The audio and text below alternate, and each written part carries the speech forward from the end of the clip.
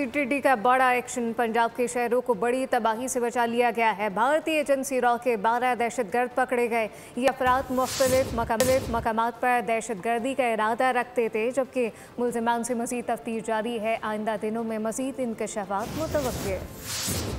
दहशतगर्दों के मसमूम असाइम खाक में मिल गए। सीटीडी की चाबुक दस्ती काम कर गई। लाहौर, फैसलाबाद और भावलपुर मुमकिना दहशतगर्दी का निशाना थे। सीटीडी के हाथों भारतीय एजेंसी रॉ के 12 दहशतगर्द पकड़े गए और बला टल गई। सीटीडी के मुताबिक मुल्ज़मान के कब्जे से भारी मिकदार में असला, बारूदी मवाद, डेटोनेटर्स, IEDs और नकदी बरामद हुई है, जबकि हसास मकामात, इदारों, एक मदरसे और एक मेले की तस्वीर, वीडियोस और लोकेशंस भी हासिल कर ली गयी। इब्तिदाई तहकीकात में बताया गया कि गिरफ्तार दहशतगर्द पंजाब में बड़ी कार्रवाइयों, खौफ व हिरास और मजहबी मुनाफरत फैलाने की मंसूबाबंदी कर रहे थे। सीटीडी हुक्काम का कहना है कि मुल्ज़मान से मजीद तफ्तीश जारी है और मजीद गिरफ्तारियां भी मुतवक्के हैं।